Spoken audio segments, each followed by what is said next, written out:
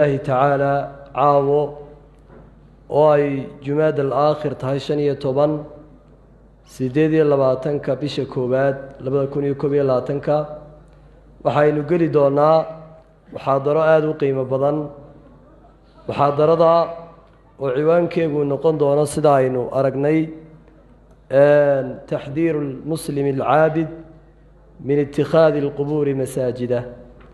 وحبيبنا الله تعالى محاضرة قيمها بدن إنه قري دونا وإنه سوتشيدين دونا الشيخ الدكتور حسين حسن علي الفرضي جزاه الله خيرا وحبيبنا الله تعالى كسر وين يا سو محاضرة إنه وتشيديو فليتفضل مشكورا ماجورا بإذن الله.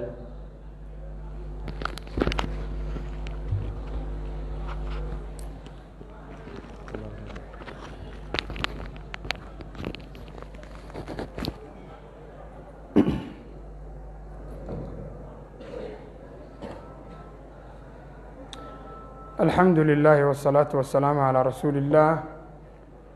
وعلى آله وصحبه ومن اهتدى بهداه وبعد. السلام عليكم ورحمة الله وبركاته. walaalyaal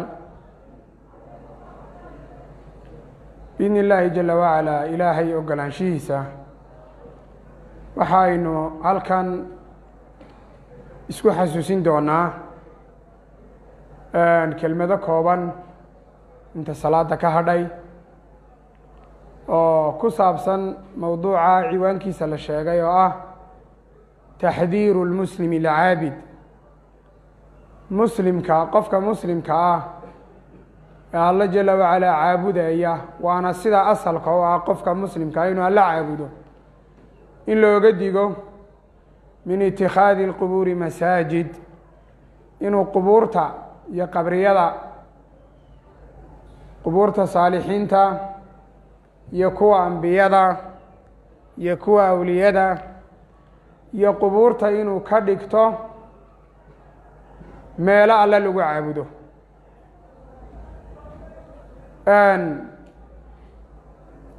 mowduuca noocaasi waa mowduucu nebigu calayhi الsalaatu wasalaam sunnadiisa aada ugaga hadlay, waxaana nebigeena calayhi الsalaatu wasalaam ka mid ah dalaa'ilu nubuwatihi. waxyaabaha nebiga nebinimadiisa ku tusinaya waxaa ka mid a waanay badan yihiine waxyaabaha nebiga nebinimadiisa ku tusinaya way badan yihiine iyo sidqigiisa iyo runnimadiisa iyo nubuwadiisa sugnaanteeda waxyaabaha ku tusinaya waxaa ka mid ah inuu rasuulkeenu ka warramay waxyaabo aan dhicin oo wakhtigiisii aan jirin oo marka uu dhintay calayhi الsalaatu wasalaam ay u dhacday sidii uu uga warramay. ashyaa markuu ka warramayay qeyb ahayd oo maqnayd oo aanay dadku ogeyn oo waaqicooda oolin ayuu rasuulku salى الlahu عalيه wasalam ka sii warramay, markaasay sidii uu uga warramay ayay u dhacday. haddaan laba mihaal sheego oo midna ina khusayn doono midna aynu hadalka ku caddaynayno, rasuulkeenu calayhi الsalaatu wasalaam maalin maalmaha ka mid ah ayaa buurta uxud waxaa fuulay isaga calayhi الsalaatu wasalaam iyo abubakar iyo cumar iyo cuhmaan ayaa buurta fuulay. markaasay buurtii gariirtay, faاrtajafat uxudu, uxud baa gariirtay. rasuulku salى الlahu عalيه wasalam wuxuu yihi uhbut uxudu, uxudoy sugnow oo ha gariirin, fainamaa calayki nebiyun, dushaada waxaa saaran nebi iyo sidiiqun iyo washahiidaani buu nebigu calayhi الsalaatu wasalaam.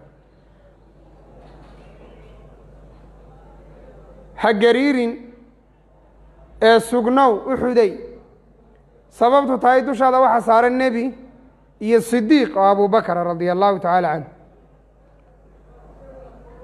washahiidaani buu nebigu calayhi الsalaatu wasalaam iyo laba shahiid, laba alla dartii loo dili doono oo ilaahay jidkiisa u dhiman doona ayaa iyaguna dushaada saaran. maalinta abubakar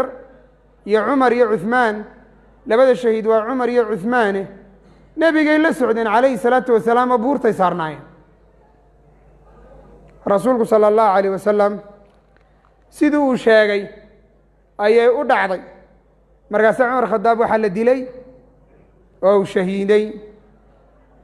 23 hijriga soo ma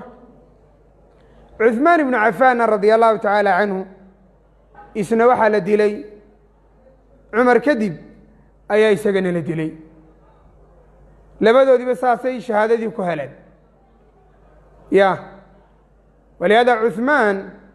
nimankii qatalada ahaa dalamada ahaa ee dilay radia allahu tacaala canhu mar kale rasuulku calayhi salaatu wasalaam waxa uu yidhi intaanan taa sheegin mar kale rasuulku sala allahu alayh wasalam waxa uu yidhi cuhmaan khayr ugu bushaareeya calaa balwa tusiibuhu iyadoo dhibaatana asiibi doonto balwaduu nabigu sheegayna calayhi salaatu wasalaam dilkii la dilay cuhmaan radia allahu tacaala canhu ayay ahayd waxaa cajiiba kuwii dalamada ahaa ee dilay xujada siduu uga ogay cuhmaan radia allahu tacaala canhu wuxuu ku yihi ma og tihiin inuu nebi maxamed dhintay isagoo iga raalliya haa bay yidhaahdeen ma og tihiin inaan jeyshulcusra diyaariyey anigu oo uu nebigu uhi maa dara cuhmaana bacda alyowmi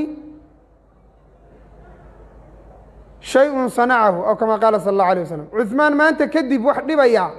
ma jiro haa bay yidhahdeen ma og tihiin inuu nebigu yihi sala allahu alayh wasalam waar yaa bi'ru macuuno noo iibinaya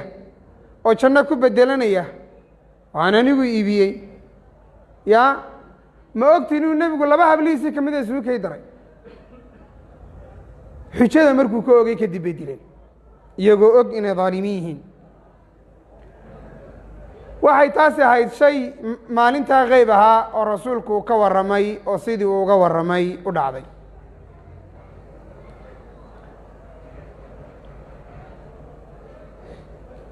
nebigeenu calayhi salaatu wasalaam waxaa kaluu ka warramay oo dalaa-ishii nubuwadiisa ka mid a ummaddiisu in isaga dabadii ay bayri doonto in badanoo iyaga ka mida ay bayri doonaan oo waddadii uu isagu kaga tegey iyo hadyigii iyo diintii uu kaga dhintay ay ka bayri doonaan oo in badanoo iyaga ka mida ay dabadha saqlayn doonaan si indhala-aanana u dabageli doonaan gaalo iyo ciddii alla ka kufriday wixii alla beeniyey inay qudwo iyo tusaale ka dhigan doonaan oo yahuud iyo nasaare inay daba yaaci doonaan ay daba kici doonaan oo ay reer ruum iyo reer furus ku dayan doonaan ayuu rasuulku sheegay sala allahu alayh wasalam maalintuu nebigu warkaa sheegayey saxaabadiisu aad ba u yaabeen yaa sida axaadiista aad ka dhadhansanayso abi saciid alkhudri wuxuu yihi sida saxiixeynka ku taalla nebigu wuxuu nagu yidhi latattabicunna sanana man kaana qablakum shibran bishibrin wadiraacan bidiraacin xataa low salakuu juxra dabbin lasalagtumuuhu nebigu wuxuu yihi waxaa raacraaci doontaan aad buu u adkeeyey nebigu hadalkaas mu-akidaad buu ku daray uu ku tilmaamaya inuu saa u dhici doono sanana man kaana qablakum kuwii idinka horreeyey idinkee gaalada ahaa ee ahlulkufriga ahaa waddooyinkoodii ayaa raacraaci doontaan xadiiskaa dadka qaarkood waxay u akhriyaan sunana man kaana qablakum ahlulcilmiga ahlulxadiiskayna waxay sheegeen xadiiskaasi sida sida nebiga lagaga soo wariyey waa in la idhaha sanana bifatxi siini wannuuni sanana man kaana qablakum culimadu waxay dhahan sunan macna ahaan way ku ansaxaysaa laakiin riwaaye ahaan hayru saxiixa wey yani riwaaye ahaan maaha sidii riwaayadda ahayd maaha nebigu wuxu uhi waxaa raacraaci doontaan dadkii idinka horreeyey ee gaalada ahaa dhaqankoodii baa raacraaci doontaan rasuulku wuxu uhi taaka taaka u raacraaci doontaan dhudhun dhudhun baa u raacraaci doontaan yacni waa ku daba dayan doontaan tallaabaday qaadaanba waa qaadi doontaan buuri nebigu calayhi isalaatu wasalaam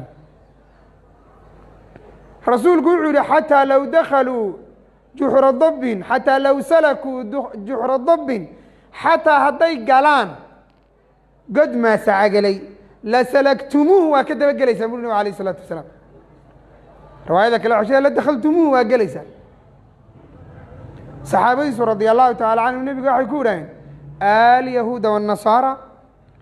nebi maxamedow nimanka aada leedahay gaalada ahee ummaddani aada leedahay waa raacraaci doontaan waddooyinkoodii oo iyagaa dabadha saklayn doontaan ma yahuud iyo nasaara way la yaaban yihin mogta saxaabada rasulka alayh isalatu wasalaam qaala nebigu wuxuu yihi faman waa istifhaam inkaariya faman aqsudu yani oo yaan u jeeda aan iyaga ahayn ayuu yihi nebigu alayh isalaatu wasalaam xadiiska abi saciid alkhudri baa wariyey bukhaari iyo muslim buu ku yaalaa masaadir kaleo masaadirta sunnada oo badanna waa ku soo arooray abu hurayra radi allahu canhu waxa uu bukhaari ka wariyey inuu yidhi nebigu wuxuu nagu yidhi laa taquumu الsaacatu xataa taakuda ummatii biakhdi اlquruuni qablaha qiyaamuu dhici maayo ilaa iyo ummaddaydu dhaqamadii dadkii ka horreeyey ay raacraacdo oo ay qaadato shibran bishibrin wa diraacan bidiraacin markaasay saxaabadiisu waxay idhaahdeen ka farisa waruma yaa rasuul allah nebi maxamedow ma reer rum iyo reer furus baad ujeedaa nebigu wuxuu yihi ma taqaanaa wahal innaasu ilaa ulaa'ika oo kuwaan sheegaya kuwaa mooyaane cid kale ma yihiinba ma cidaan iyaga ahayn baan sheegaya labadaa xadiid ee saxiixa ee haabitka ah ee rasuulkeenna sala allahu calayh wasalama ka sugan ee saxaabadiisii laba saxaabiyo ajiladoodii ka midii ay warinayaan macnaha ay sheegayaan iyo maanta waxaad isu qiyaastaa muslim halkuu joogo haa gaalo maanta see loo waa marag madoon xaaladdu maanta waa adiga arkaaya dhaqan baa laga raacay siyaasaddii baa lagaga dayday xukunkii baa lagaga dayday qaablabiskii baa lagaga dayday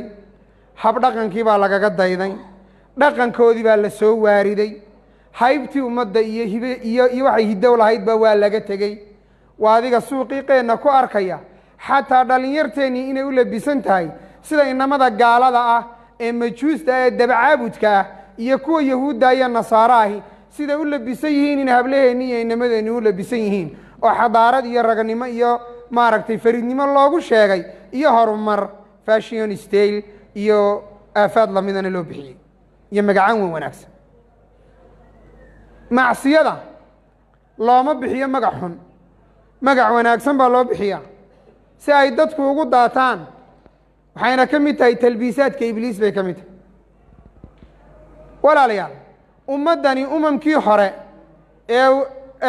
arrintaa nebigu uu sheegay way dhacday sidaanu sheegnay umamkii iyo gaaladii ka horreeyeyna iyo kuwa maanta la noolna waddooyin badan iyo dhaqan badan oo ay lahaayeen ayay ka qaateen dhaqankaasi wuxuu leeyahay wax caqiido ku saabsan wuxuu leeyahay wax xukun ku saabsan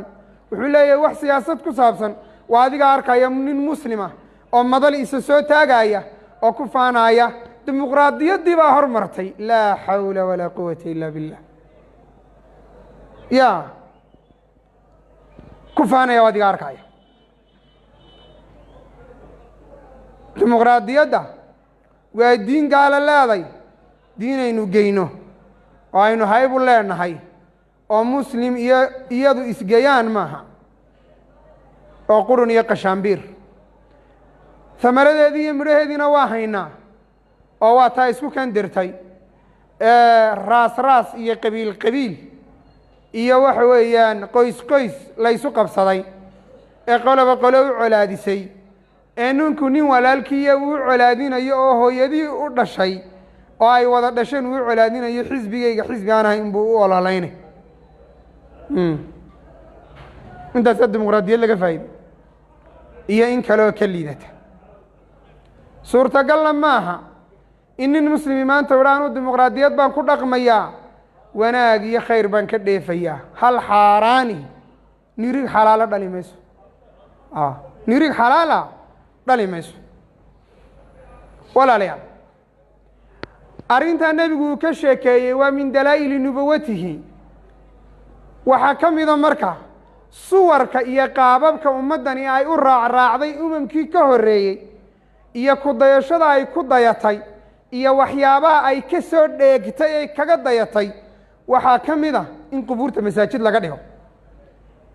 in qubuurtii la dhiso oo qubuur la weyneeyo oo sharcigii la khilaafo oo sunnadii nebiga la baalmaro oo aqwaashii culimmada laga tago oo hawe iyo gaalo dhaqankeed la raaco oo qubuurta laga dhigo meel allana lagu caabudo, loona cibaado tago, salaadana loola jeesto, laga soo barakaysto, dadku isugu yimaado, ciid laga dhigto, sanadkiiba mar la tago. kullu haadaa waa mid sunnadii nebiga calayhi salaatu wasalaam khilaafsan iyo diintu rasuulku ka tegay calayhi salaatu wasalaam iyo sharcigu la yimi. waana mid laga dheefay yahuud iyo nasaaro sidaan sheegi doono oo lagaga dayday. abu hurayra wuxuu nebigeenna ka wariyey calayhi salaatu wasalaam inuu nebigeennu yidhi lacana allahu alyahuuda waannasaara ittakhaduu qubuura anbiyaa'ihim masaajid. bukhaari iyo muslim baa wariyey. nebigu wuxuu yihi ilaahay naxariistiisa ha ka fogeeyo. culimmada qaarkoodna maadi bay u laqbeeyeen, rabbi naxariistiisa wuu ka fogeeyey yahuud iyo nasaara. dee ilah baa qur-aan ku sheegay lucina aladiina kafaruu min bani israa'iila calى lisaani daawuuda waciisa bni maryam dalika bima casow wakanuu yactaduun kanuu laa yatanaahawna can munkarin facaluuhu labi'sa ma kanuu yafcaluun. ilaahay jala wacalaa waxa uu sheegay rasuulkiisu sida uu sheegay yahuud iyo nasaare inay malcuunin yihiin. yahuudna in lagu nacdalay, ambiyadii ilaahay carabadooda qaar ka mida in lagu nacdalay. lucina aladiina kafaruu min bani israa'iila calى lisaani daawuuda waciisa bni maryam. ilah wuxu uhi dalika bima casow, maxay nacladda ku muteen? dalika bima casow, macsiyaday sameeyeen darteed weeye. wa kaanuu waxayan yactaduuna kuwa xadgudbaa oo xadgudubkay samaynayeen muxuu ahaa? macsiyaday isugu gargaarayeen lafteedaa la ysugu sacabinay, layskama qabanaynin. ilaahay baa wuxuu sheegay inay sidaa samaynayeen oo wuxuu yidhi kaanuu laa yatanaahawna can munkarin facaluuh. munkarkay isumay diidi jireenoo waa isugu hiilin jireen, way isugu gargaari jireen. waay caaisha radia allahu tacaala canha waxay tidhi nebigu calayhi salaatu wasalaam waxa uu yidhi xanuunkii uu u dhintay markii uu qabtay isagoo xanuunsanaya oo xanuunkii geerida ee uu u dhintay uu hayo 12 cisho ayuu nebigu xanuunsanayey ayay culimmada qaarkood yidhaahdeen. laakiin culimmadu waxay u badan yihiin intuu nebigu xanuunsanayna 13 cisho ahayd. xanuunkaa dhexdiisa ayuu nebigu wuxuu yidhi lacnat ullaahi cala alyahuudi waannasaara ittakhaduu qubuura anbiyaa'ihim masaajid yuxadiru maa caaisha waxay tihi yuxadiru maa sanacuu walowlaa dalika laubriza qabruhu gayra annahu khushiya an yutakhada masjida. waxay tihi radia allahu canha rasuulku xanuunkaa u dhintay isagoo xanuunsanaya ayuu wuxuu nebigu yihi yahuud iyo nasaare ilaahay ha nacdalo naxariistiisa ha ka fogey. sababtu maxay tahy? ambiyadooda qubuurtoodii waxay ka dhigteen masaajid. masjid maxaa la yidhahdaa? waan fasiri doonaa insha allah. masjid waxaa la yidhaahdaa meesha alla lagu caabudaa masjid la yidhahdaa, ee ilaahay loogu tukadaa masjid la yidhahdaa. marka qubuurta ambiyadooda waxay ka dhigeen meel alle lagu caabudo, qabriguna maaha meel alle lagu caabudo. macnuhu waa sidaas. walihaada baa nebigu xadiiska zayd bnu thaabit uu yihi muxuu ihi laa tajcaluu buyuutakum qubuuran, guryihiina qubuura ka dhigina ee salaad ku tukada, salaada sunnadaa guryihiina ku tukada. gurigaaga qabriga ka dhigin, waayo qabriga salaad laguma tukato, allana laguma caabudo qabriga agtiisa, alla laguma caabudo. xagga qubuurtana in loola jeesto salaad oo iyadoo qabri kaa horeeyo aad salaaddii ula jeesatay iyana ma banaana. muslim bay ku taalla. nebigu wuxu uhi laa tajlisuu cala alqubuuri walaa tusalluu ilayha, xaggeedana ha u tukanin rasulku alayh isalaatu wasalaam. caaisha waxay tihi nebigu wuxuu ka digayaa markuu sidaa leeyahay isagoo xanuunsanaya rasuulku wuxuu ka digayaa inay ummaddiisu samayso wixii umamkii ka horeeyey ummaddiisu ay sameeyeen ee ambiyadoodii ka yeeleen oo ah inay masaajid iyo inay qubuurtoodii masaajidda ka dul dhisteen ama meelay alla ku caabudaan ka dhigteen ama ay cibaadadii xaggooda ula jeesteen ama ay ka dhigteen meel la isugu yimaado oo sanadkiiba mar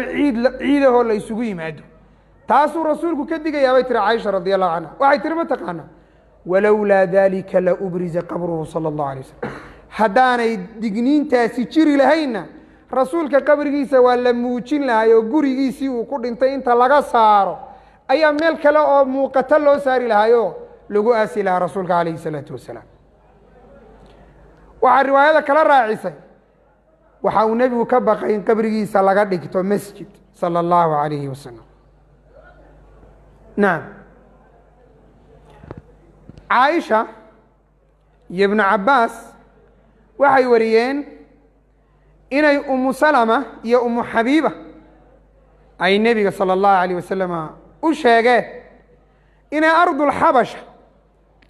ay ku soo arkeen kaniisad maariye la yidhaahdo oo kaniisadda gudaheeda waxaa ku yaalla dad ambiyaa iyo dad saalixiina suwarkood baa ku yaalla ayaa ku yaalla allana lagu caabudaayo rasuulku sala allahu calayh wasalam waxa uu ku yidhi ulaa'ika qowm kaanuu idaa maata fiihim alcabdu الصaalix aw الrajulu الصaalix banow calىa qabrihi masjida wasawaruu tilka الsuwar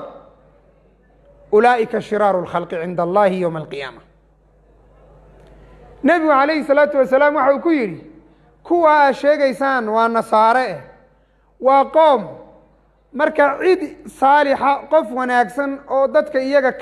iyaga ka mida oo dhex joogaa dhinto qabrigiisa masjid bay ka dhigtaan waa dhisaan meel loo cibaado tago oo loo waxa weeyaan tabaruk tago oo laga soo barakaysto ayay ka dhigaan nebigu wuxu uhi suwarkaana way ku sawiraan rasuulku muxuu ka dambeysay nebigu wuxu uhi ulaa'ika shiraaru اlkhalqi cinda allahi ywma alqiyaama kuwaasi waa kuwa ilaahay agtiisa ugu sharka badan leh buu nebigu alayh isalaatu wasalaam khalqiga dadka ugu sharka badan leh kuwa sidaa samaynaya qubuurta ka dhiganaya masaajid iyo amaakin ciid ayaa ka mida buu nebigu alayh isalaatu wasalaam kaana isna waa xadiis صaxiixa ku yaala oo rasuulka salى الlahu عalيه wasalama صaxiixeynka ku yaala oo nebiga alayه الsalatu waslam ka sugan imaamu muslim waxa uu wariyey min xadiisi jariir ibn cabdillaahi اlbajali radia allahu canhu inuu nebigu yidhi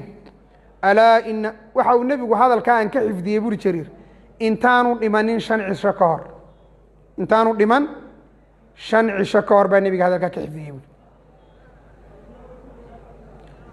hadalkaasi ama xadiiskaa waxaa ka mid ahaa ina allaha itakadanii khaliila walow kuntu mutakida khaliila latakadtu abaa bakrin khaliila beri waxaan ka ahay inaan cid idinkaydi ka mida khaliil ka dhigto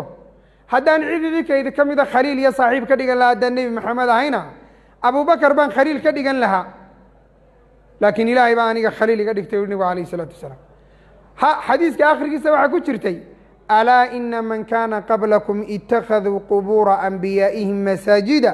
alaa falaa tatakhiduuha masaajid inii anhaakum can dalik inii anhaakum can dalik inii anhaakum can dalik rasuulku salى الlahu عalيه wasalam wuxuu ku yihi waryaadha hoy kuwii idinka horeeyey ee lumay qubuurtii ambiyadooda masaajid bay ka dhigteena ha ka dhigina qubuurta ambiyadiina masaajid waan idiin diidaya arrintaas waan idiin diidaya arrintaas uli nebigu alayh الsalaatu wasalaam walaalayaal axaadiista baabkan ku soo aroortay ahlulcilmigu waxay idhaaheen nahyiga ku soo arooray ee nebigu uu diiday yuhuud iyo nasaare in la shabaho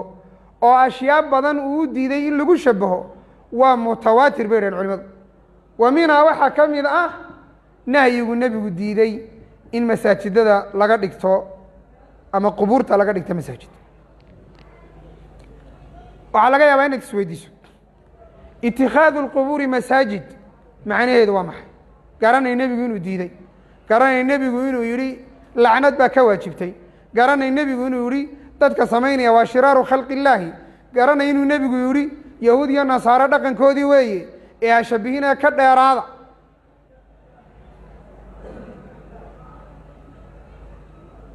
macnaheedu waa maxay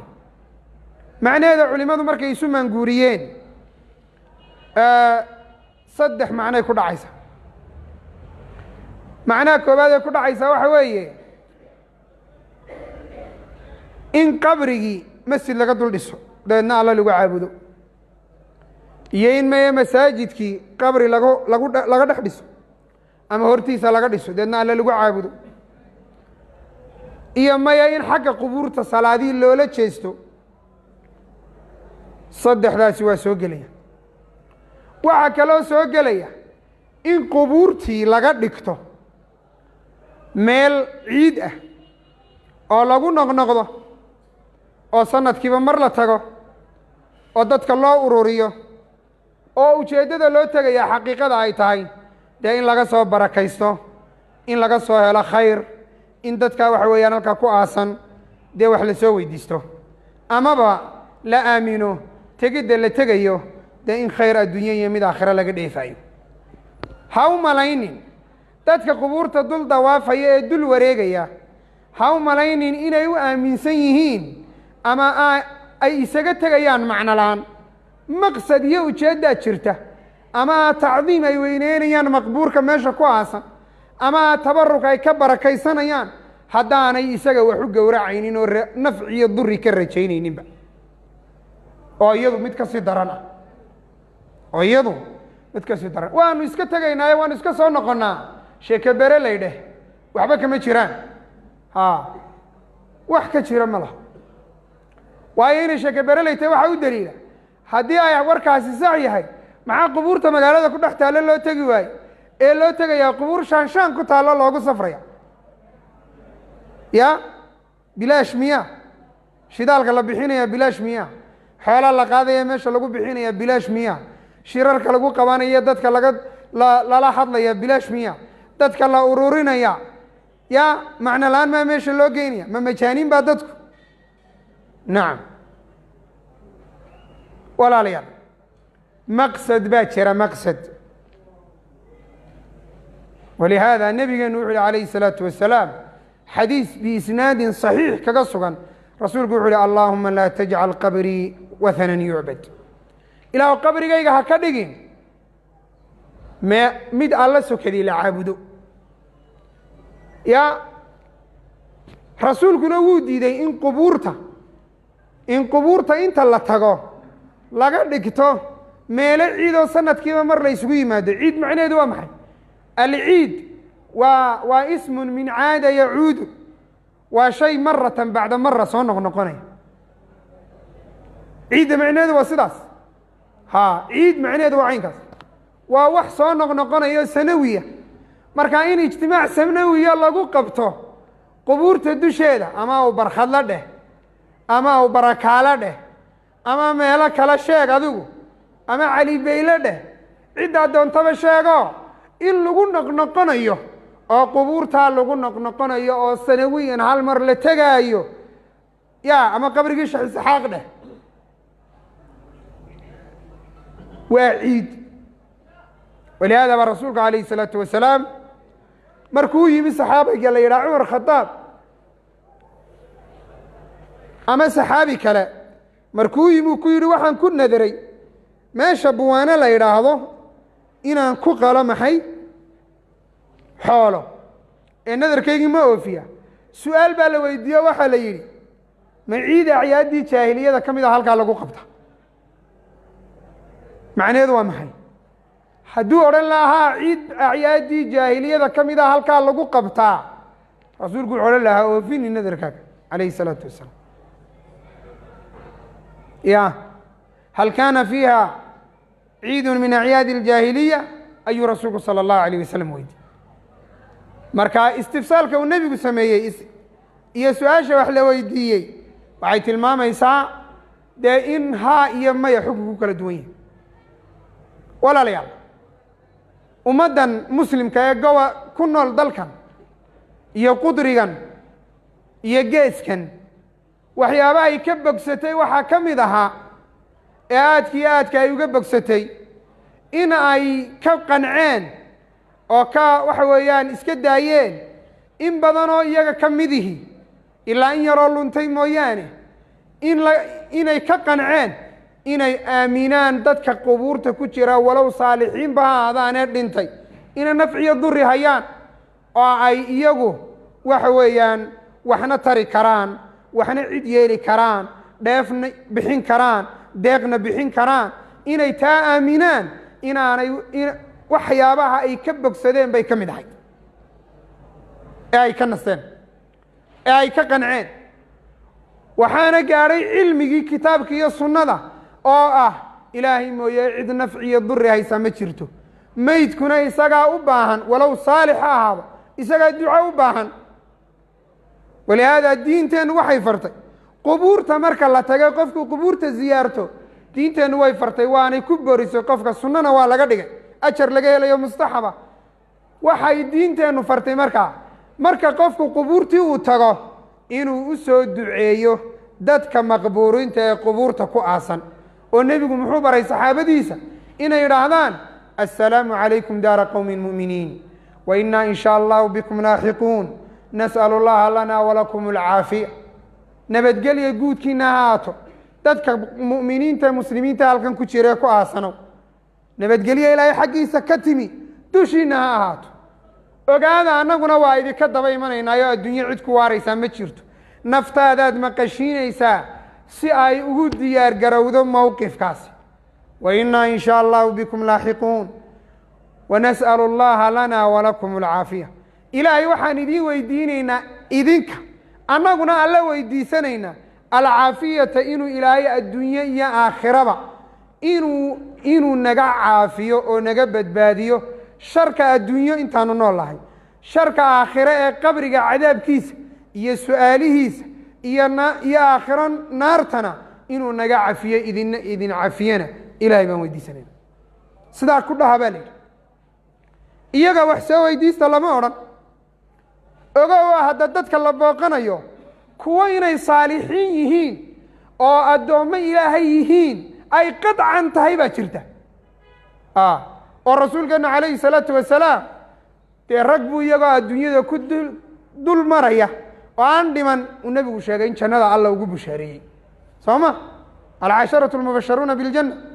abu bakar iyo cumar iyo cuhmaan iyo cali iyo ragga la midka ahee uu nebigu calayhi salaatu wasalaam tobankaa ee uu jannada ugu bushaareeyey rasuulku sala allahu calayh wasalam saxaabadiisa qaar ka miduu sheegay inuu jannada ku dhex arkay nebigu wuxuu sheegay sala allahu alayh wasalama xasan iyo xuseen sayidaa shabaabi ahliljannati inay yihiin rasuulku wuxuu sheegay faatima inay tahay sayidatu nisaa'i ahli ljannati buu sheegay nebigu calayhi salaatu wasalaam waa la aasa waa la soo ziyaaranayay haddana waxaa la lahaa nas'alu allaha lana walakum alcaafiya ma aragtaad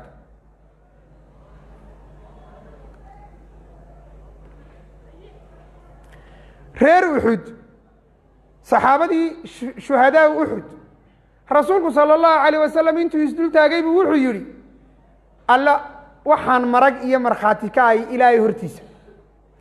inaa ilaahay dartii u dhimateen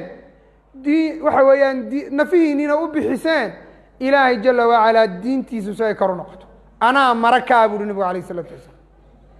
haddana rasuulku sala allahu alayh wasalam waa soo ziyaaranayay oo waa u soo ducaynayay marka sunnada iyo diinta nebiga kama mid aha in inta qubuurta la tago kuwa qubuurta ku jira ee ku aasan ama awliye ha noqdaan ama saalixiin ha noqdaan ama keyrkood ha noqdaan in iyaga wax la weydiisto oo wax laga tuugo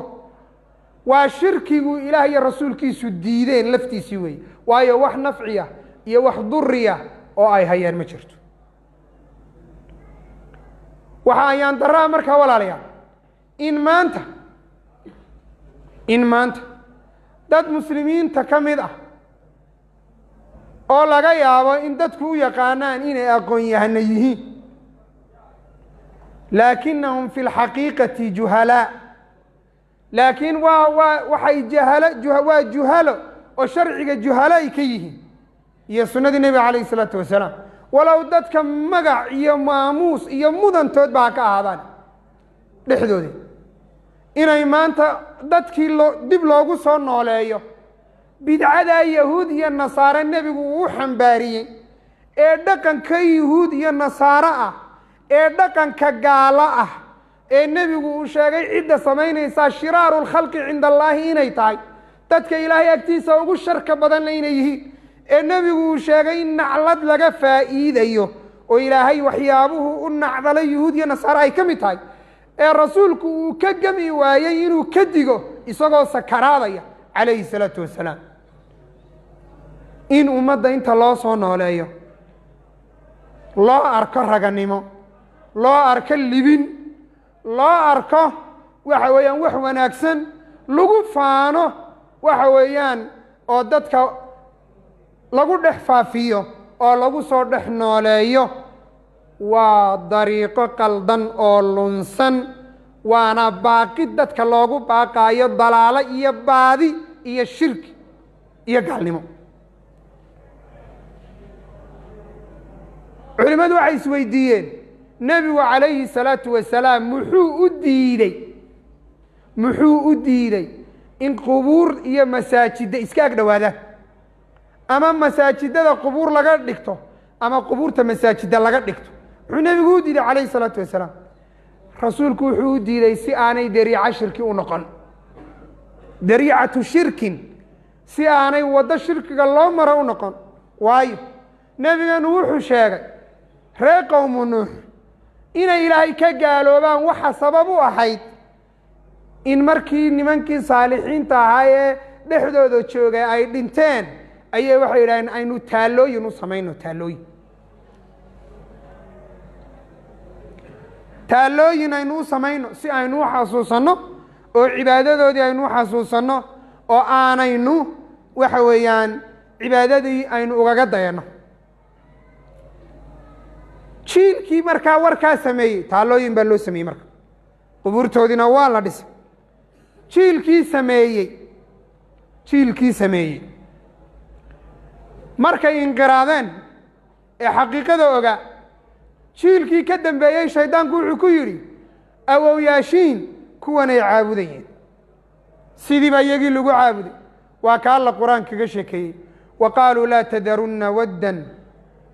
tadarunna aalihatakum walaa tadarunna waddan walaa suwaacan walaa yaguuha wayacuuqa wanasra waqad adaluu kaiira walaa tazid الظaalimiina ilaa dalaala. way isu dardaarmeenoo markuu nebiyullaahi nuux u yimi ee uu ku yidhi war waxani waa dalaalo, kuwan in la caabudaa ma banaano, waxay idhahen ninka warkiisa aalihadiinii ha uga tegina. waa ka cabdillahi bn cabaas yidhi ulaa'ika qowmun, waxay ahaayeen qowm saalixiina oo waxa weeyaan ay sidaa is yidhaaheen taallooyinkaa ku xasuusta. walaalayaal, nebigu wuxuu u diidey xikamka uu u diiday ee shareecada loogu mamnuucay qadiyaddaa waxaa ka mid a in qubuurta la dhisuu nebigu diiday. wuxuu diiday rasuulku in wax lagu dul qoro, nebigu wuxuu diiday in kor loo qaado oo dhulka xoog looga sarraysiiyo qubada laga dul dhiso. nebigu wuxuu diiday sala allahu alayh wasalam in xaggeeda loo tukado. rasuulku sala allahu alayh wasalam wuxuu diiday in la qurxiyo. nebigu wuxuu diiday in masaajid laga dhigto. intaaba nebigu wuxuu u diiday si aanay muslimiin iyo gaala isu shabihin. maqaasida shareecada nebiga waxaa ka mid a muslim iyo gaal inaanay waxba isaga ekaanin, gaar ahaan cibaadiyo caqiida inaanay isaga ekaanin, muuq iyo muuqaalna inaanay isaga ekaanin.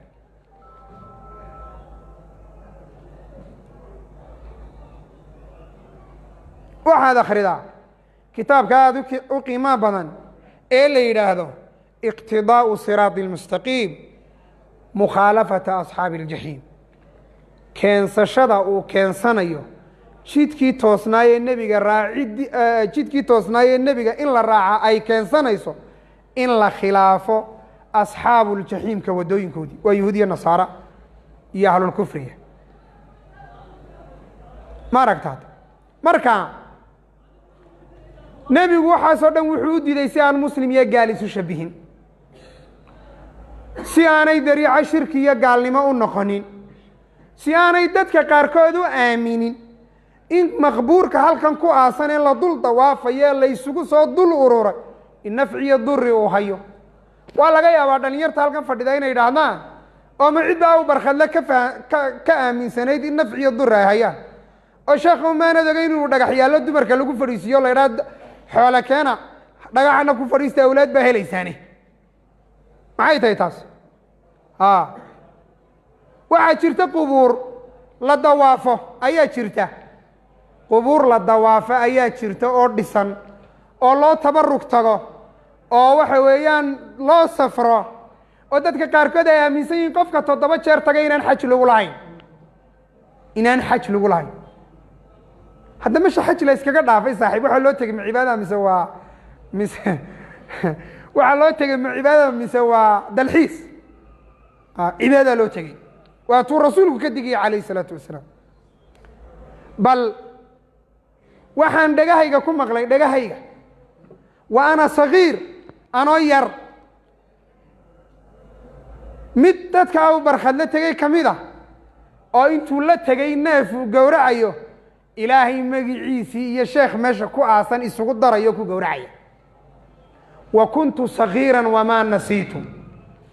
aad baan u yaraa manaan iloobin waxa weeyaan walaalayaal waddada noocaasihi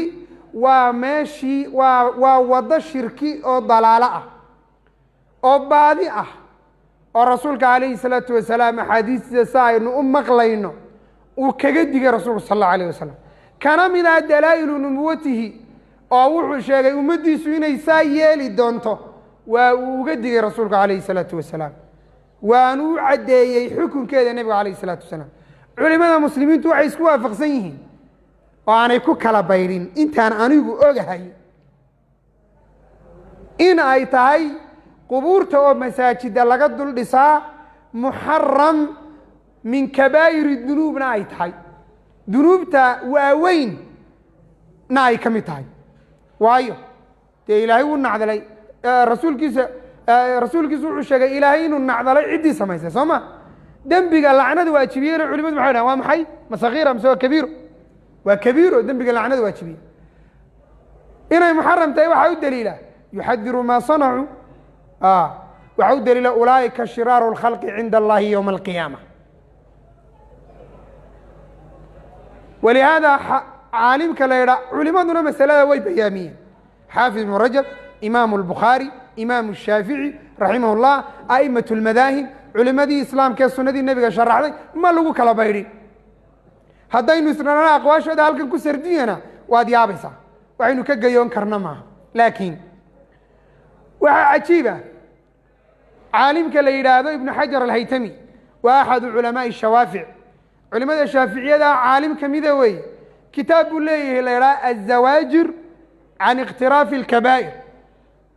waa kitaab uu ka alifay kabaa'iru dunuubka uu ku ururiyey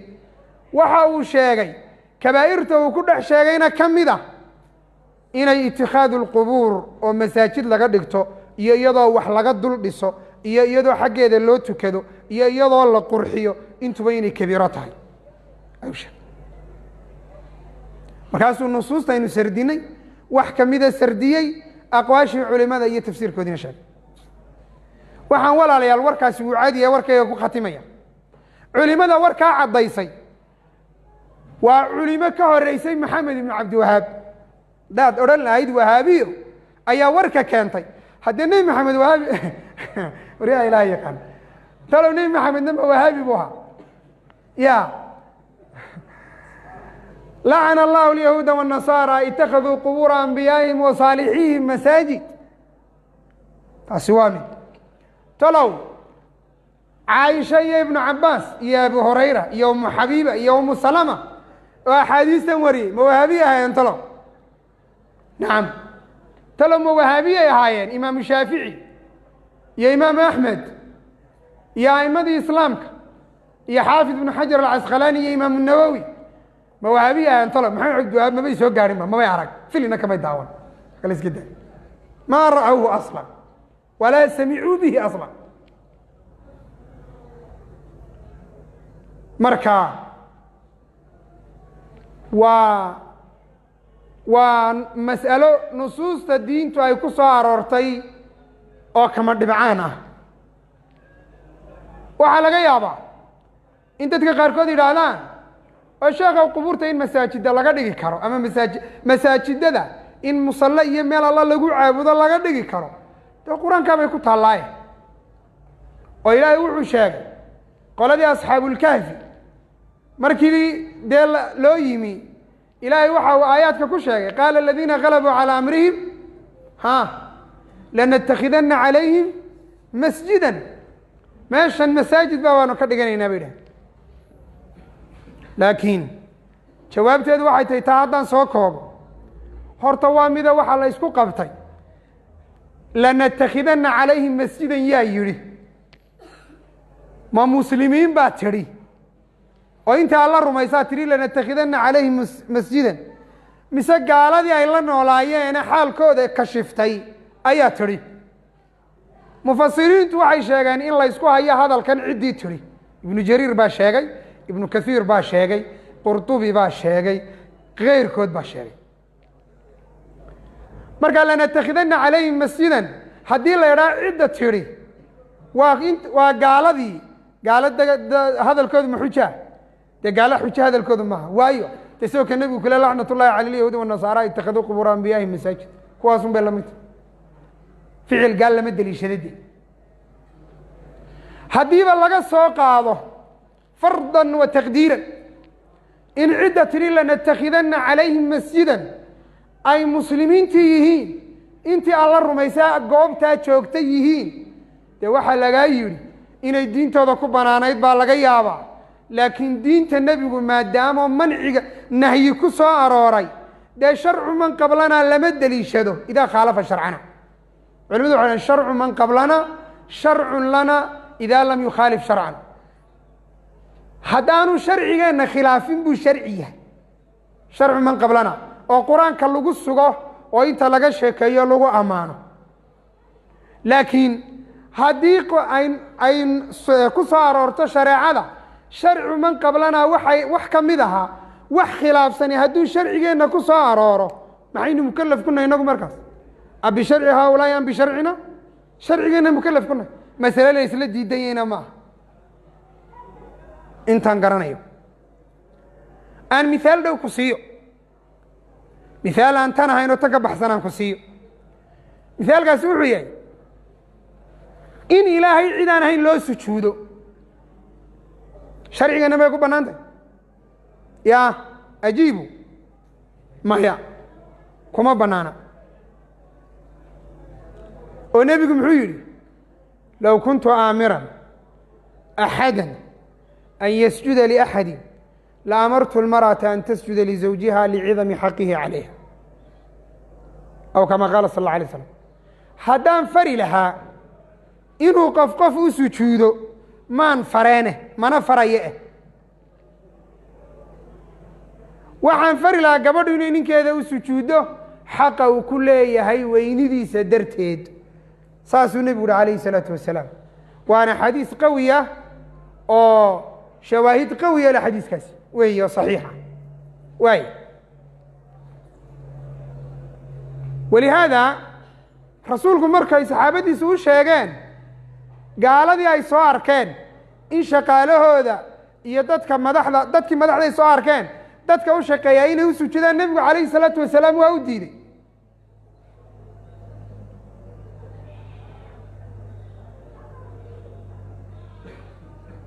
haddana qur-aanka waxaa ku taalla aayado daahirkoodu ay ka muuqato in qof makhluuqa loo sujuuday nebiyullaahi yuusuf walaaladii markay u yimaadeen maxaa qur-aanka lagu sheegay wakharuu lahu sujadan allah wuxuu sheegay inay u sujuudeen hadduu qof maanta ina yidhaahdo way bannaantay in qof qof u sujuudo salaamaha gaaladu maanta isku salaamaana waxaa ka mid a salaan sujuuda ayaa ka mid a hadduu qof markaa idhaho way bannaan tahay uu aayaddaa deliishado wakharuu lahu sujadan hadduu deliishado waxaynu leenahay haadaa waa xikaayatun can sharci man qablana sharcigeennana way khilaafsantaho sharcigu nebigu la yimi way khilaafsantah maadaamay khilaafsan tahay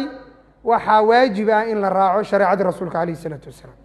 idan laa iqtidaa'a fiiha haddii lagu xambaaro sujuud ficliya inay tahay culimada qaarkood baa qaabab kale u fasireen waay hadduu qof noo maanta yimaado uu yidhaahdo way bannaantay in la isqarxiyo oo qof intuu isku xidho waxyaabaha qarxa uu isqarxiyo way bannaantay shareecadanay ku taallaayo rasuulku wuxuu sheegay umamkii inaga horreeyey inan yaroo ka mid ihi dee inuu naftiisii biimeeyey oo uu isagu isdilay oo waxa weeyaan uu dabadeedna dadkii o dhami ku islaameen xadiis alghulaam waa garanaysaa soo ma waxaynu kaga jawaabaynaa laba jawaabood labada jawaabood mid ka midi waxa weeye haddiiba laga soo qaado inay warkaasi sax yahay oo sidaad u deliishatay uu yahay haddii laga soo qaadaba fardan wa taqdiiran haddii saa lagaaga soo qaado waxaa lagaa yidhi sharcigaasay ku bannaanay laakiin diinteenna kuma bannaana deliilkeedu waxay tahay rasuulku wuxu uhi man qatala nafsahu bishayin ninka naftiisa dila ama xadiido ku dila ama wax ku dila naarta ayuu ku waarayaa khaalidan mukhalladan abad alaabaad weligiina wuu ku waaraya uri nabigu alayh isalaatu wasalaam saxiixay ku taalla rasuulku wuxuu sheegay sal allahu alayh wasalam inaanay bannaanayn inuu qof isdilo ilahay qur-aanka muxuu ku yihi walaa taqtuluu anfusakum esh ina allaha kaana bikum raxiiman markaa naftaada inaad dishaa ma bannaana waay jawaab labaad ba ahlulcilmigu ka bixiyeeno waxay idhahdeen inan kaa yari sababtuu lahaaye mubaasharada muu lahayn sababtuu lahaaye mubaasharada muu lahayn oo sababtuu lahaa maxay ahayd markii uu dili kari waayey boqorkii ayuu wuxuu tusay qaabku u dilayo laakiin isagu ismuu dilin oo leebka iskumuu ganin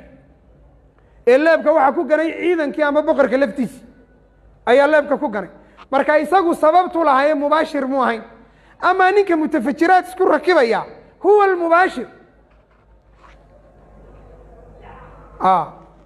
isagaa wuxuu mubaasharoonay mana suurtagala inuu badbaado baashaasi hadday qaraxdo suurtagal maa inuu badbaado loogamana tusaale qaadan karo ama lagalama mid dhigi karo saxaabadii rasuulka sala allahu calayh wasalam ee ciidamada isku biimeeyey amaba xadiiqatulmowt isku tuuray sidii ninkii la odhan jiray baraa binu malik soo anas binu malik walaalkii mu hayn waxa uu isku tuuray xadiiqatulmowt ayuu ihi igu tuura musaylimat alkadaab iyo ciidankiisii markay xadiiqada xidheen ciidan ka badan buu u badheedho kelidii uu naftiisi ku biimay laakiin maxaa dhacay waxaa dhacay intuu iyagiina wax ka laayey isagiina aada loo dhaawacay inuu albaabkii uu isku biimeeyeyna furay wa fii nafsi lwaqti badbaaday saaxib almutafajiraat may ka suurtagaltahay inuu badbaado ma ka suurtagala markaa qofka mutafajiraad isku xidhaya isagaa isdilay qofka laakiin ciidan isku dhex tuuray seef gaal iyo rasaastii buu ku dhimanaya wa hada faariqun bayin waa faariq cad taasna falaa taltabis calayka alqadiya waxaan uga socdaa sharcigii ciddii inaga horreysay haddii wax ku sugnaadaan oo shareecadeenna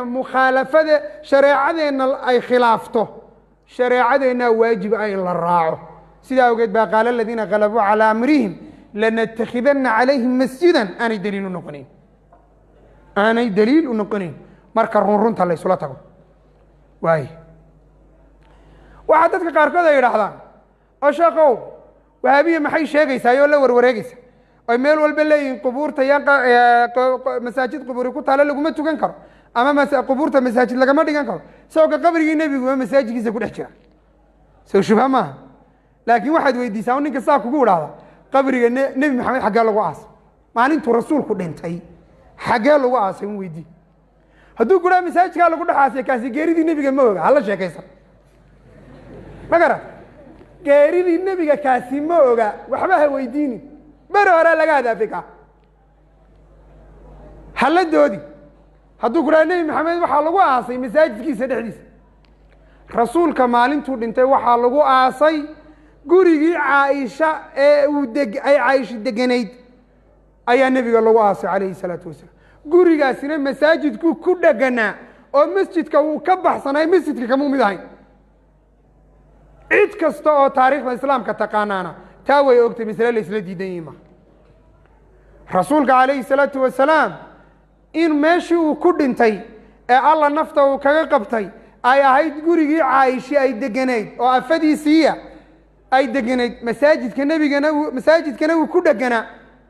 masaajidka iyo gurigana dee albaab baa u dhexeeyey gurigu masjidka uu ka baxsanaa marka inta lagu tukada kuwu jirin rasuulka halkii baa lagu aasay sal allahu alayh wasalam sidii buu ahaa gurigaasi khilaafadii abubakar oo dhan saasuu ahaa masaajidka xaggaa lama taabanin abubakar markuu dhintayna guriga laftiisiibaa waxaa lagu aasay ayo abubakar radia allahu canhu ayaa isagiina lagu aasay cumar khilaafadiisii oo dhanna sidii bay ahayd markuu cumar geeriyoodayna waxay caaisha tidhi gurigii waxa ka hadhay meel hal qofun lagu aaso anaa isugu talagalay ba tiri in markay naftu geeridu ii timaado in halkaa laygu aaso anaa isugu talagalay ba tiri waxayna tiri caaisha gurigaan deganaa iyadoo gurigan waxaan deganaa aabbahayna ku aasan yahay zawjkaygiiyo nebi maxamedina ku aasan yahay alayh isalaatu wasalaam waxay tihi markaan soo galo dharkaygoo dhan waan dhigi jiray waxaanan odhan jiray guriga ma cid kalea ku joogtaba may labadan ku aasan midna waa ninkaagii midna waa aabbaha labaduba waa maxaarimtaadii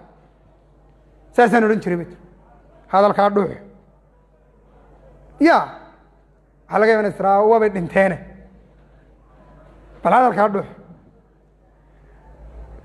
caaisha radi allahu tacala canha waxay tihi markii cumar dhaawacu gaadhay ee gacantii ka xaq darnayd ay nabarka ku dhufatay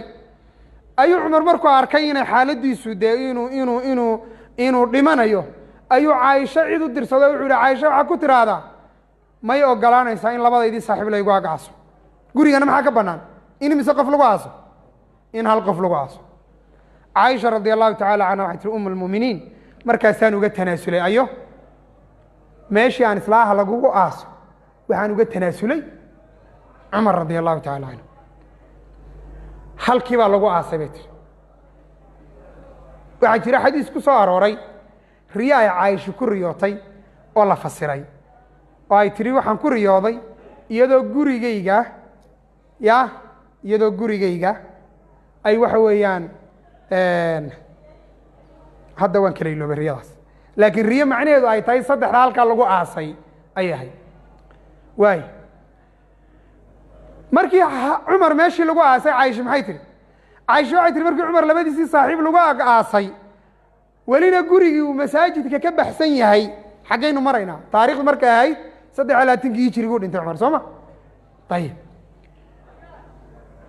waxay tihi gurigaa markaan soo galo weli gurigii baan iska sii deganaayo in yar baa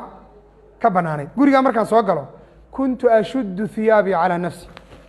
dharkayga maan dhigi jirin bay tiri xayaaan min cumar anoo cumar ka xishoonaya waa cumarka dhinta haddii halkar lagu aasay ma aragtaad yaa salaam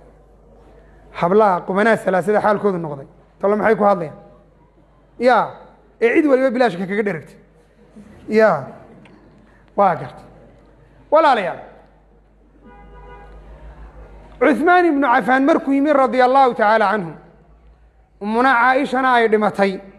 baqiicna iyadii lagu aasay ayaa waxaa la doonay masaajidka in la ballaadhiyo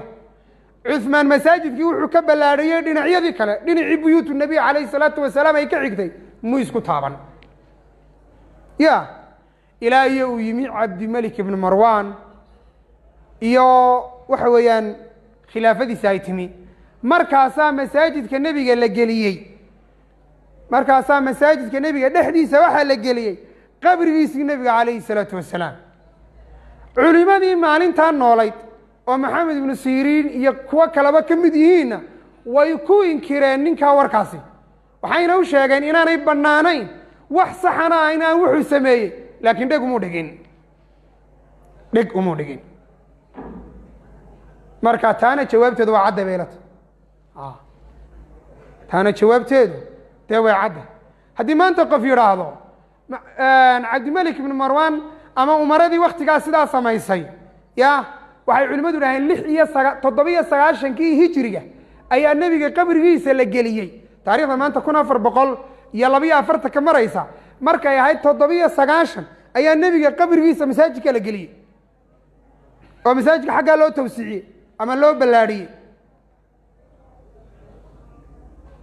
haddii dadka qaarkood maanta ay yidhaahdaan marka nimanka sida waxaanay culimmadu dhahaan saxaabadii rasuulku calayhi salaatu wasalaam xaaladda noocaasa hal qof madiine kama joogin nebi maxamed asxaabtiisa intii joogtana way dhimatay anas bin maalik baa ugu dambeeyo goormu dhintay 6 qablaha bisana waana lagu inkiray marka waa mukhaalafo ay nimankaasi sameeyeen waxaanay culimmadu yidhaahdeen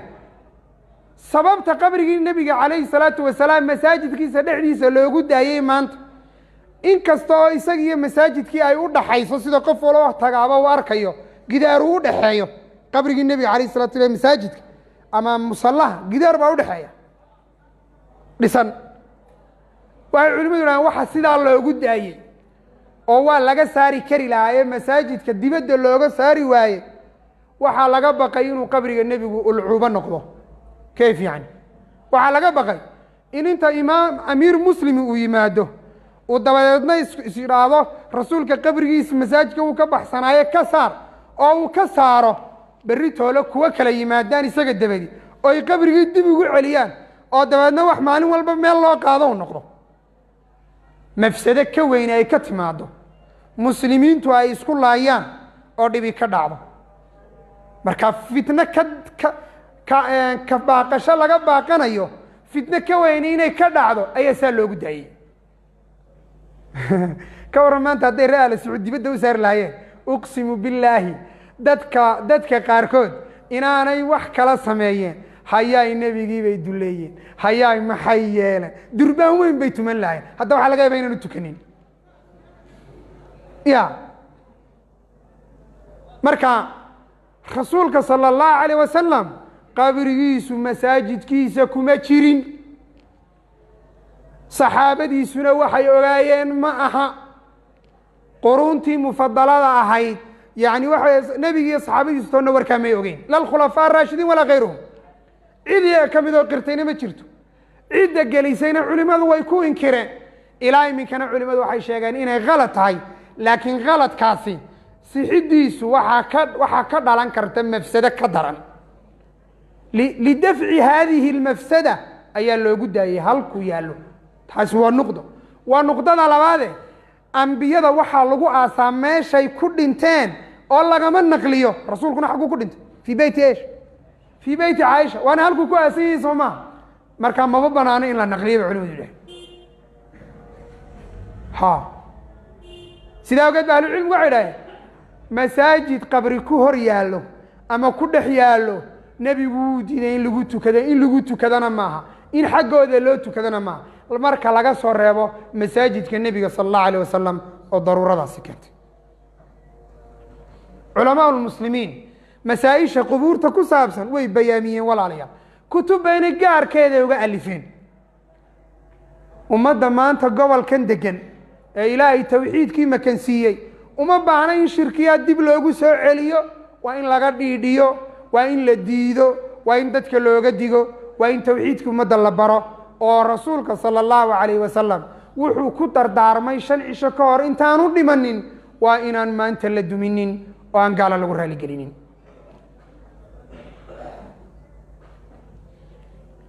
shirkiguna dadka si yar buu u galaa, si yar buu dadka ugu dhuuntaa. inagii sheegaynay reer qowmi nuux waxay eedeen. rasuulku sala allahu calayh wasalamna aad buu ummaddiisa shirki uga digay, ambiyaduna naftooda ay uga baqan jireen. soo nabiy llahi ibraahim maayinkii lahaa wajnubnii wa baniya an nacbud alasnaam rabbi inahuna adlalna kahiira min annaas faman tabicanii fainahu minii waman casaanii fainaka gafuuru raxiim am kuntum shuhadaءa id xadara yacquuba almowtu id qaala libaniihi ma tacbuduuna min bacdi qaluu nacbudu ilaahaka wailaaha aabaa'ika ibraahiima waismaaciila waisxaaqa ilaahan waaxida wanaxnu lahu mukhlisuun. ambiyadii ilaahay baa shirki naftooda uga baqay iyagoo ambiye ah, oo awlaaddoodii uga baqay iyagoo awlaad ambiye ah. nebi maxamed baa shirki iyo gaalni iyo kufri wuxuu uga baqay talkii, wuxuu uga baqay faadimo oo isaguu dhalay. yaa faatimata bintu muxamed laa ugnii canki min allahi shayئa anqidii nafsaki min annaar fainii laa amliku laki shayئa. ya faadimuu nebigu sidaa ku leeyahay oo gobol isaga laga dhambalay ah calayhi الsalaatu wasalaam. waa gabadhuu nebigu yihi inamaa faatimatu badcatu minii yuriibunii maa raabaha. wafii riwaayati fi muslim yu'diinii maa yu'diiha. nebigeenu markuu faadimo arko wuu kici jiray, wuu soo dhoweyn jiray, agtiisuu fadhiisin jiray. marxaban bibnati buu odhan jiray calayhi الsalaatu wasalaam. haddana wuxuu leeyahay aabba ilaahay agtiisa wax dhigo, naftaada badbaadiyo shirki iyo gaalnimiyo naar ka badbaadi. maalinta qiyaamaha marka alla lays hortaago anoo nebi maxameda adoo ina nebi maxameda waxba kuma tari karo kuley nebigu alayh الsalaatu wasalaam. saasuu ku leeyahy rasuulku salى الlahu alayh wasalam.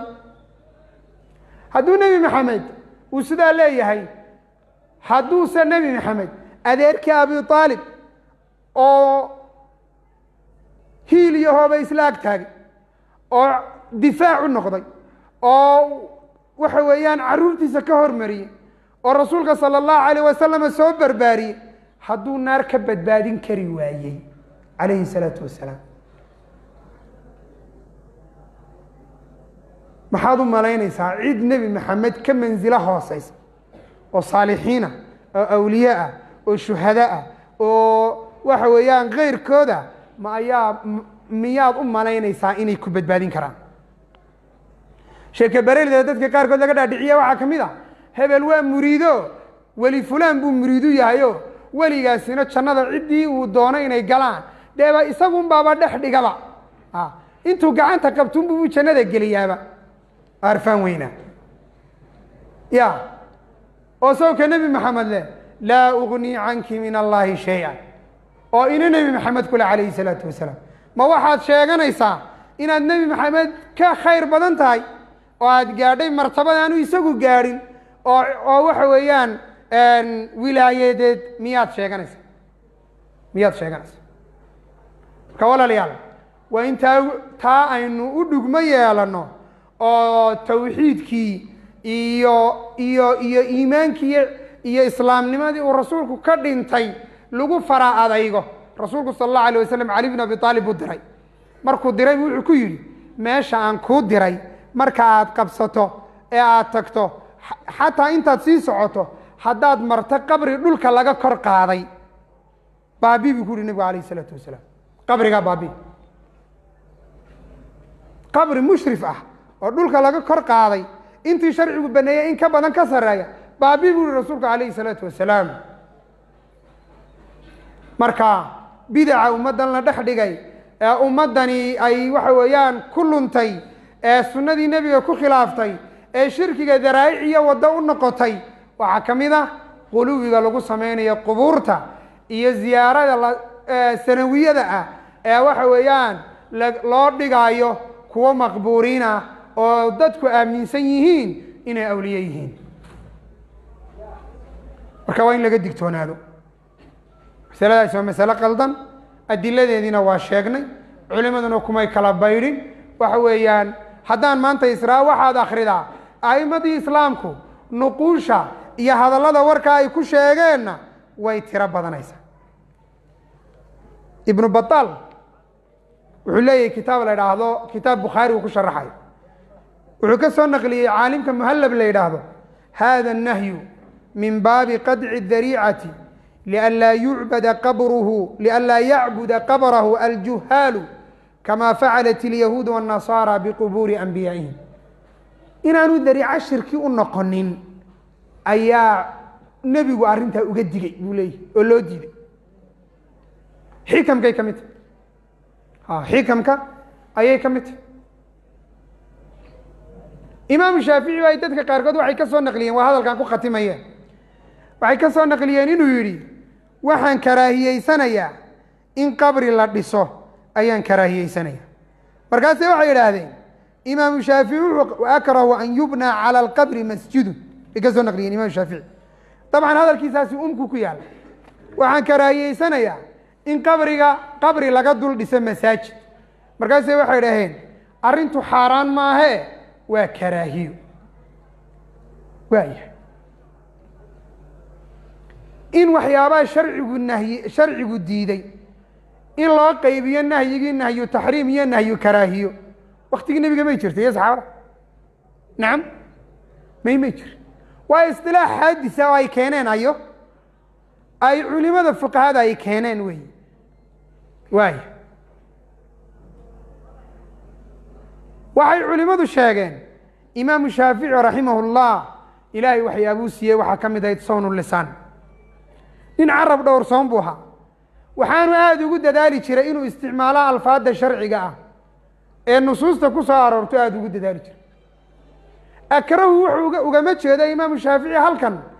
karaahiyadii macnaheedu ay ahayd waa yani waxa weeyaan dembi ka dhalan maayo haddii la sameeyo